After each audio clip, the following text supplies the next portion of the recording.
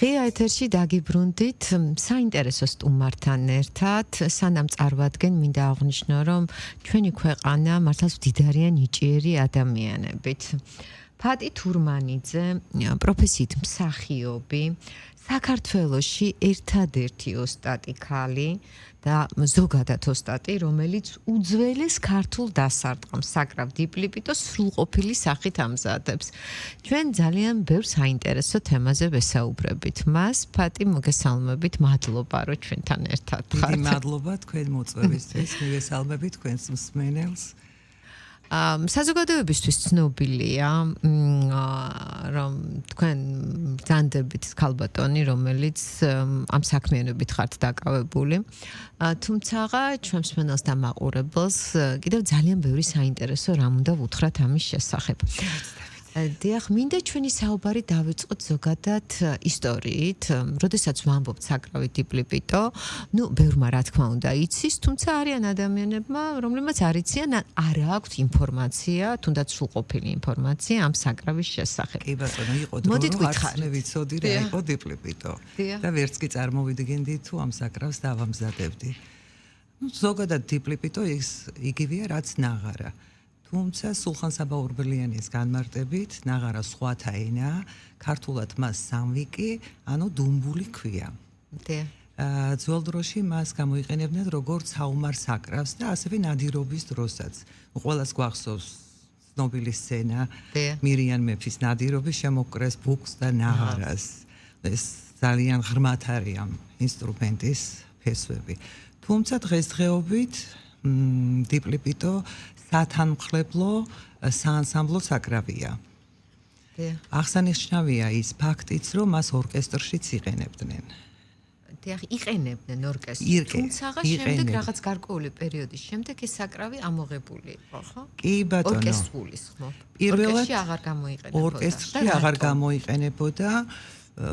დავასრულებ, რომ პირველად ესე იგი 1894 წელს იქნა დიპლიპიტო ორკესტრში გამოყენებული კავკასიური მე გავიხსენებ კავკასიური ესკიზები. ამის შემდეგ დავით არაყიშვილმა გამოიყენა თქმულება შოთა რუსთაველზე და ასე შემდეგ, მაგრამ რაღაცა პერიოდის შემდეგ ორკესტრიდან ამოიღეს, თუმცა სიმღერა ხო გახსოვთ დიპლიპიტოზე? დიახ, დიპლიპიტოზე სიმღერა ხმა მოიღო და რა მოიღო. ესეც ცნობილი სიმღერა. კი ბატონო, და იმ პერიოდში როგორც ჩანს იყენებდნენ აქტიურად ამ ინსტრუმენტს. თუმცა დღესდღეობით შემორჩენილია მხოლოდ საკოლექციო ვერსიები და მუზეუმებში არის ისიც დაზიანებული სახით. დიახ, დაზიანებული სახით, ფაქტობრივად ჟღერადობა დაკარგული აქვს, ან დაზიანებულია თვითონ როგორც ქოთანიც, ასევე ტყავიც დაზიანებული არის. კი ბატონო, და ორკესტრმა რატომ თქვა უარი დიპლიპიტოზე? სავარაუდოდ აღარ ანუ რატო ამოიღეს? ანუ რთული დასამზადებელია ტექნოლოგიურად. ტექნოლოგიურად ძალიან რთული დასამზადებელია, შრომატევადი საქმეა და ხანგრძლივი პროცესია. აი რომ დავიწყოთ, რომ ქოთანი უნდა შექმნა, ტყავი უნდა დაამუშავოს, ტყავი უნდა აქციოთ, ოკება გადის თავის პროცედურებს, მერე არის აწყობა და მთელი რიგი პროცედურებია, საკმაოდ შრომატევადი და ხანგრძლივი პროცესია და მე ვფიქრობ, რომ ალბათ დაიკარგა ეს ხელობა, თვითონ ხელობა დაიკარგა, იმიტომ რომ არავინ აღარ არის ფაქტობრივად და შემთხვევით მოხდა ისიც, რომ მე ძველი საკოლექციო დიპლიპიტოს მიხედვით ჩემს მიერ შემუშავებული ტექნოლოგიით აღვადგინე ეს საკრავი. და რამდენი ხანია რაც ამით დაინტერესდით? სულ თავიდან, როცა მე ეს აღვადგინე, მე არ ვიცოდი, ვთქვათ, რომ ვინმე ამზადებდა, არ ამზადებდა და რაღაც განსაკუთრებული მნიშვნელობა არ მიმინიჭებია, მოკლედ ამისთვის. ეს უბრალოდ სურვილი გაჩნდა. დიახ და 2024-25 წელი იყო დაახლოებით და კულტურის სამინისტროში მაშინ გამოცხადებული იყო ტენდერი, უკავშირდებოდნენ ოსტატებს და ეს ინსტრუმენტები გადაეცემოდათ ხალხურ ანსამბლებს აჩუქრად. და მაშინ დამიკავშირდა ამ პროექტის ხელმძღვანელი არჩილ ჭოტაშვილი, ნახა ჩემი ნამუშევარი და მივიღე მონაწილეობა და ბუნებრივია გავიმარჯვე. და სამგზის გამარჯვებული ხართ? სამგზის გამარჯვებული ეს ახლა უკვე სამინისტროს პროექტის, ხო? დიახ. მუსიკალური ინსტრუმენტების ხალხური საკრავებისა და სასცენო სამოსის ოსტატთა ხელშეწყობის პროგრამა. ეს ქალბატონი თეა წულუკიანის პერიოდში იყო ეს კონკრეტულად ოსტატების ხელშეწყობა და მაშინ სამგზის გამარჯვებული ვარ. დიდი მადლობა ქალბატონ თეას, რომ ესეთი პროექტი ქონდა და აი ეს გახდა საწყისი იმისი, რომ მე მქონოდა სახელოსნო და აი ეს ფართი და ადგილი, სადაც შევძლებდი მუშაობას. სწორედ მანამდე ისე ჩემთვის ვერანდაზე ერთი ცალი, ორი ცალი რაღაცა ესე ვაკეთებდი ხოლმე. კი ბატონო, თუმცა ამას უნდა პოპულარიზაცია, რა თქმა უნდა. ძალიან მნიშვნელოვანია მედიის ჩვენი ჩართულობა. ნამდვილად. მაგრამ ვფიქრობ, რომ თქვენ გექნებათ თქვენი გეგმები ამ მიმართებაში, ხო? გამოფენას გეგმავთ თუ არა? ეს არის საინტერესო. დიახ, გამოფენა აქამდეც მინდოდა ნინო, მაგრამ რაღაც გარკვეული პრობლემები შემექმნა და გადაიდო ცოტა დროში, თორე აუცილებლად მექნება გამოფენა და წარვადგენ. კი ბატონო, ყავთ თუ არა მიმდევრები? მოსწავლეებს გულისხმობ. მოსწავლეები ჯერჯერობით არ მყავს, მაგრამ სწორედ აი ეს პროექტები, აი ნელ-ნელა მივდივარ წინ, აი ხა ბოლოს შემოქმედებითი თბილისი არის ესეთი არაჩვეულებრივი პროექტი, ორგზის გამარჯვებული ვარ. თბილისის მერიის მიერ, დიახ. ორგზის გამარჯვებული ვარ ამ პროექტშიც და მოხდა აღჭურვა სახელოსნოსი, რაც მაკლდა ყველაფრით, დაიწყო კულტურის სამინისტროთი, გააგრძელა მერიამ, ესე ვთქვათ. დიდი ალბათობით ეხლაც მივიღებ მონაწილეობას, კიდევ არის გამოცხადებული, რამდენადაც ვიცი ეს პროექტი და ნამდვილად მართლა საჭირო პროექტი არის. აი გულწრფელად, ნამდვილად ბევრი ვიცი. ვინც აი დაეხმარა, რომ აი როგორც სტარტაპი აი ესე დაუდგნენ გვერდში და ნუ გააგრძელეს მერე თავისი საქმიანობა. 7 წელია თურმე ეს პროექტი არის, მაგრამ მე გავიგე შარშან. და გაიმარჯვეთ კიდევაც მონაწილეობა რომ მიიღეთ. ნახეთ, რაც შეეხება ამ დასაკრავ ინსტრუმენტს ტიპლეპიტოს, ეს არის უძველესი ქართული საკრავი, რა თქმა უნდა, კულტურული მემკვიდრეობა. თქვენ ძალიან დიდ საქმეს აკეთებთ და ჩვენ ვისაუბრეთ იმაზე, რომ ამას სჭირდება პოპულარიზაცია. ვფიქრობ, რომ ძალიან ბევრი მიმდევარიც თუ ახლა არ არის მე მომავალში იქნება და გეყოლებათ. მედია. დიახ და აი ნახეთ, მაინც მინდა ხა ძალიან ბევრი ადამიანი გვისმენს გვიყურებს, ძალიან ბევრი ახალგაზრდა, ხო? კი ბატონო. და აი რატომ უნდა დაინტერესდნენ ამით? რატომ უნდა დაინტერესდნენ? იმიტომ რომ ჯერ ერთი არის კულტურული მემკვიდრეობა. ყველაფერთან ერთად დღესდღეობით მე ვარ ერთადერთი, ვინც როგორც თქვენ ბრძანეთ, რომ სრულყოფილი სახით ვამზადებ ამ საკრავს. ჩემ შემდეგ იქნებიან ისინი და პარალელურად, ვინც ჩემთან მოვა, მოწაფე, როცა მივიყვან სახელოსნოს, აი ისე რომ შემეძლება უკვე რომ ავიყვანო მოწაფეები,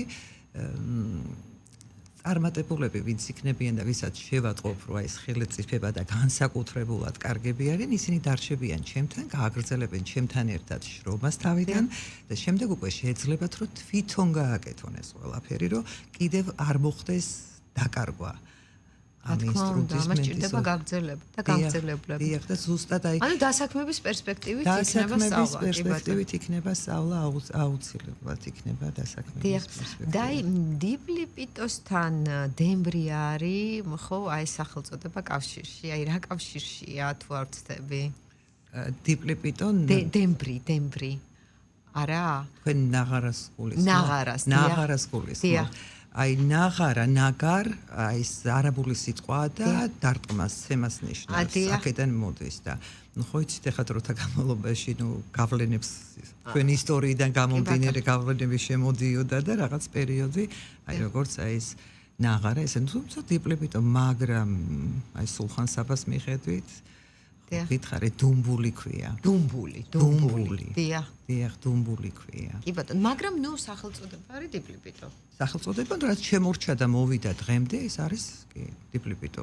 ესე ვიცნობთ, თორე ძველად იყო დუმბული და ბატონ დავით ქავთარაძესთან ხალხურის ვიცით თქვენ ეს დავითი ქავთარაძე მქონდა საუბარი, აი დუმბული, საიდან ეს დუმბული და მას მოუვიდა ეს აზრად, რომ ქართველებს ეს ქმედითი სიტყვები ხო გვაქვს და ეს ორი ქოთანი რადგან არის დუმ ბუმ ალბათ დემპ კი არა დუმ დიახ დუმ აქედან გამომდინარეა სავარაუდოდ ნუ ეხა ეს არ მოიწ ეს ვარაუდია ნუ ეხა ვარაუდი არის ხო ეს კარგით ბატონ დავითს გაუჩნდეს თუ შეიძლება თქვენ სამზარეულოში რომ შემოვიხედოთ აი როგორ ამზადებს დიპლიპიტოს თუ საიდუმლო არ არის დიპლიპიტოს და რამდენი დრო ჭირდება?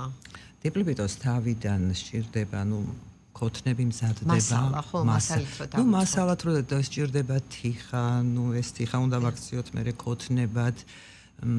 ერთი რამ გამომრჩა, რომ ჩემი ექსპერიმენტის შედეგია ყველაფერთან ერთად ის, რომ არ არსებობდა და მე გავაკეთე ხალხური ორნამენტებით ჭიქურში. დიახ. ჭიქურის ორნამენტებით შევმოსე ეს ქოთნები, საკმაოდ ესეთი საინტერესო გამოვიდა. და თანამშრომლობ ჩემი პედაგოგი არის ლევან გელოვნიშვილი, არაჩვეულებრივი ადამიანი.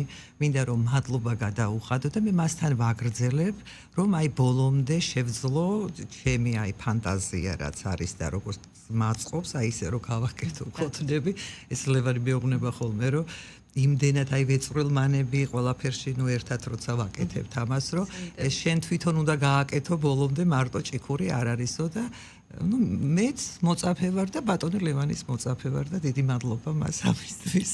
ანუ სწავლის პროცესში ბრძანდებით. კი ბატონო, ჭიქური შევისწავლე. ეხლა ქოთნის ამოყვანა რომ აი სრულყოფილი სახით როგორც მე მინდა ბატონი.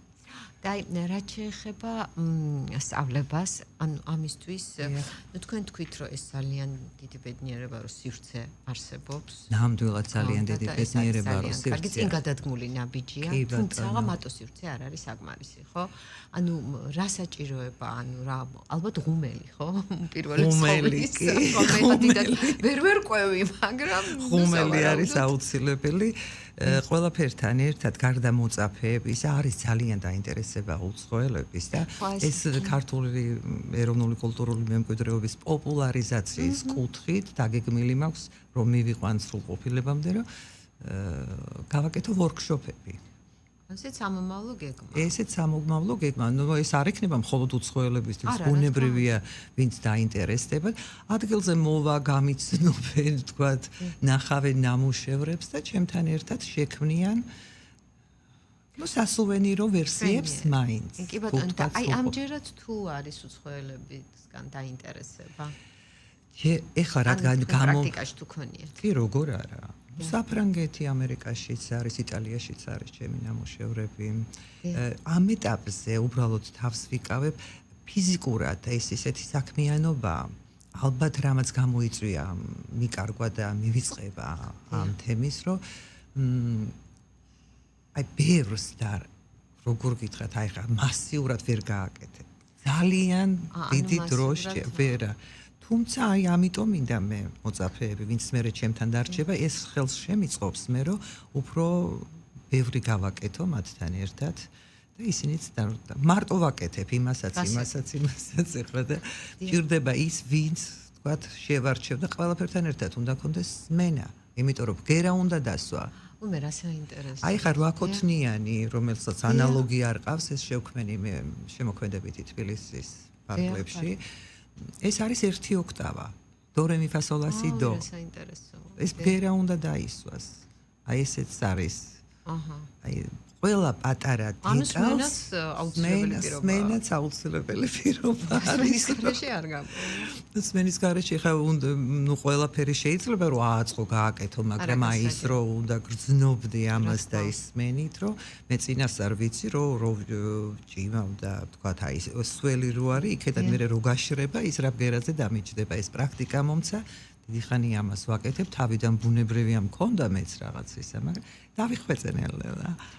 და აი რაც შეეხება სასუვენირო ვარიანტებს. სასუვენირო არის ანალოგი. არ მინდა გითხრა რომ ეს არ არის ის რომ რადგან პატარა რაღაცით თქვათ ნაკლებია. იგივე შრომა უნდა, იდენტურია. არანაირი ხალტურა. არა, რა თქმა უნდა. ხო, არის იდენტური, უბრალოდ არის კი, მცირე ზომის არის. ნუ სხვადასხვა ზომის, პატარა უფრო კი, ძირითადად მაინც ტურისტები, იმიტომ რომ ხა შემოსავალიც მჭირდება, რასაც იგივე თქვა აი მასალა ისე. თუმცა ძირითადად მაინც ჯერჯერობით გამოფენისთვის ვემზადები, არ მაქვს გაყიდვაში, მაგრამ რაღაც დროის შემდეგ ბუნებრივია მექნება. თქვენ ქმნით ამ არაჩვეულებრივ უძველეს ქართულ საკრავს. დაკვრა გიცდიათ? კი, როგორ არა. ხო, აი ეს მაინტერესებს. მე ხარ რო გითხრათ რომ ესეთი რაღაც სასაულად ვუკრავზეთ, მეთქი არა. მაგრამ დაირასაც ვამზადებ, დაირასი შედარებით უკეთესად უკრავ. და არიან ხო თქვენ გეკულებათ ის ადამიანები რომლებიც დიპლოპიტოზე კარგი შემსრულებლები კი როგორ არა ყვარან და ალბათ ვინც უკრავს დამტამებზე დასარტყამებზე და ისე თავისუფლად აი ხელითაც იკრება თუმცა ისე ჯოხებითაც იკრება დიპლოპიტოზე აი ჯოხებით აი თხის ფეხხუკებს ეძახდნენ აი ორი ჯოხით აი დოლისგან რითი განსხვავდება დოლისგან რითი განსხვავდება? ნუ ჯერთი დოლი ხარის დიდია, მასიურია და ეს თიხა არის და მთლიანად ტყავი არის. ხო, ანუ ჩვენმა მაყურებელმა და ხო შეიძლება აღიქვას, რომ რადგან არის დასარტყამი, რომ არის დაუშვათ დოლის ანალოგი. არა, ანალოგი არ არის, აბსოლუტურად განსხვავებული. არის განსხვავებული. აბსოლუტურად განსხვავებული ბგერა აქვს.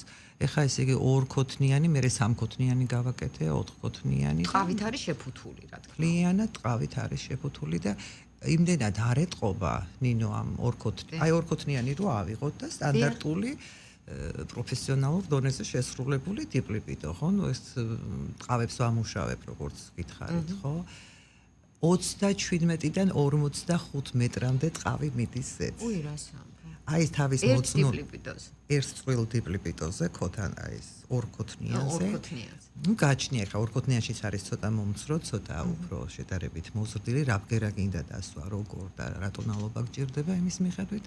აი ამდენი ტყავი მიდის ზედ და რამდენი შრომა არის. ძალიან დიდი შრომა.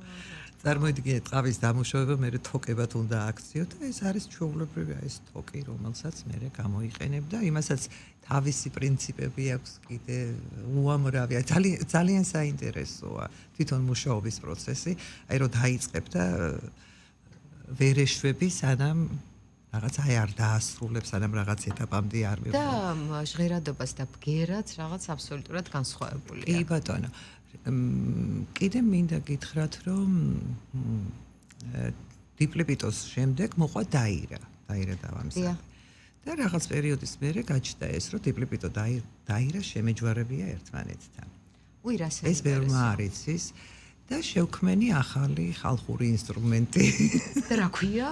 ჩემმა გოგონამ პატარა იყო მაშინ ეს რო გავაკეთე და ისეაც რადგან შეაჯვარა ესენიო და არქვა დარპლიპიტო. საკმაოდ დარპლიპიტო. დაირა და დიპლოპიტო, დარპლიპიტო. საკმაოდ საინტერესო ჟღერდა მომეწონა და დავტოვე რა თქმა უნდა. და მაქვს სახელოსნოში მაქვს ეს ისე და აი როგორი ჟღერადობა აქვს როგორი ბგერა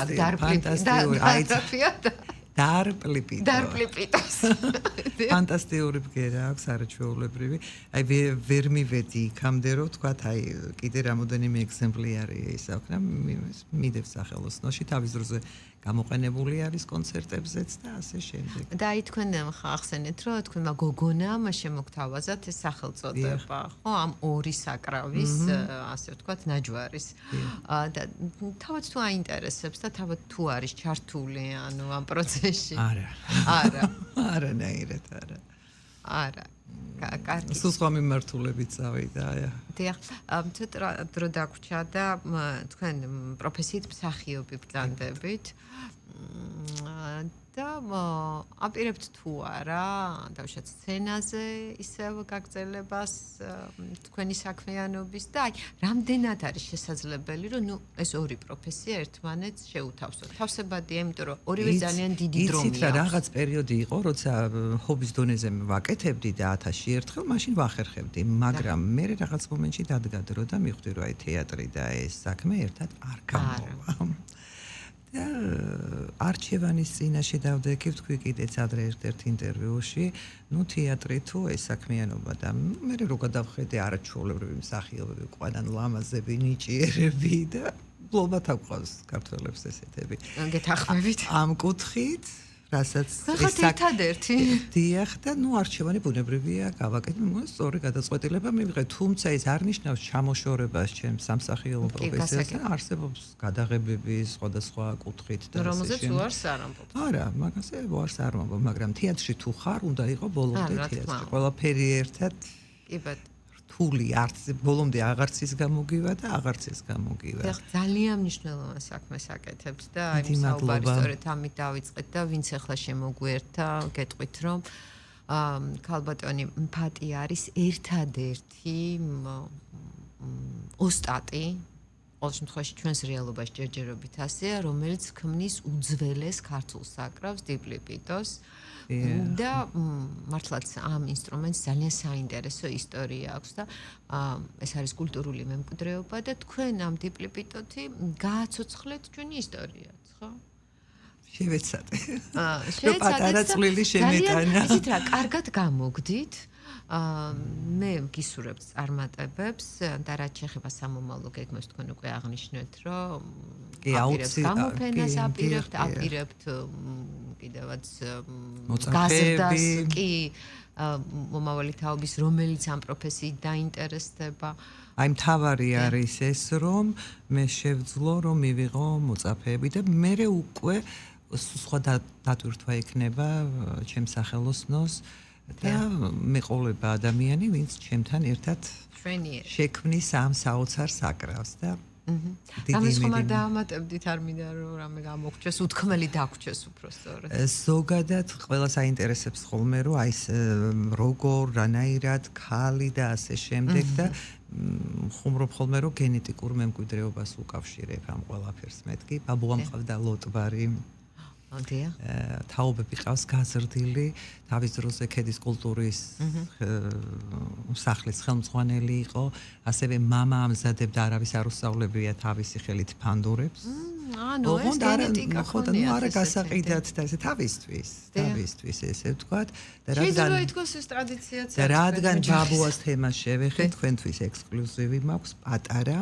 დიახ თავის დროზე ბევრმა არ იცის ცეკვა აჭაროლს რატომ ქვია განდაგანა ეს ყველაფერი უკავშირდება ბაბუას ой გვიანბეთ ვითხარით როდესაც აი კულტურის სახლის ხელმძღვანელი იყო იმ დროში ტარდებოდა ოლიმპიადები და რეჟისორობასაც ითავსებდა ბაბუა და ნუ გენერალური რეპეტიციები და ნუ უკვე ბაბუის სახელი დაგვარებით რამის თურმანიძე დიახ არის აი Google-შიც მოიწიება კულტურის ცენტრში მის მიერ შესრულებული ხოვრმის რითმები არის დაცული ესე ვთქვათ ფონდში ხო და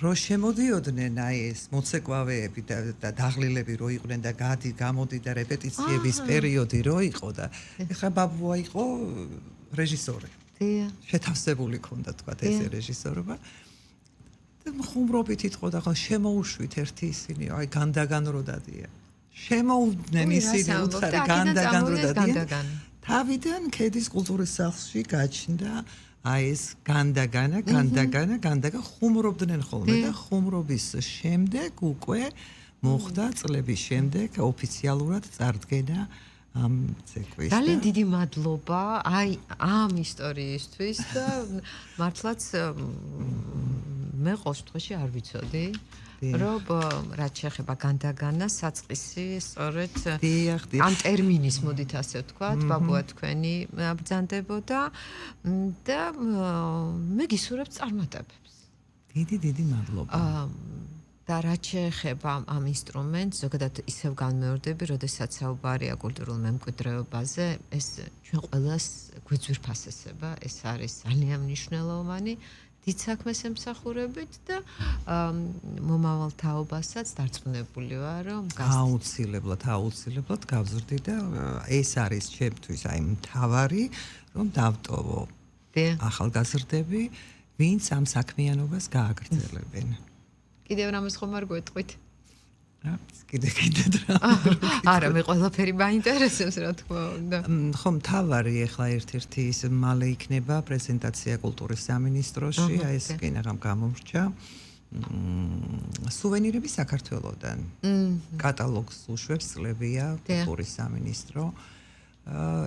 ბოლოს გამოიცა 2016 წელს, როგორც მახსოვს და იმის შემდეგ სადღაც ალბათ დაახლოებით 10-9 წელი არის განახლებული ვერსია გამოდის და რაც შემეხება მე თუ ადრე ის ერთი ორქოთნიანი დიპლიპიტოთი ვიყავი შეყვანილი ამ ეხა უკვე 8 ნამუშევარი იქნება ჩემი შეყვანილი ამ ძალიან კარგი. დიახ. მე გისურვებთ წარმატებებს. ძალიან დიდი მადლობა რომ დღეს გვესტუმრეთ და სიახლეებით კვლავ გელოდებით თქვენს მოსწავლეებთან ერთად.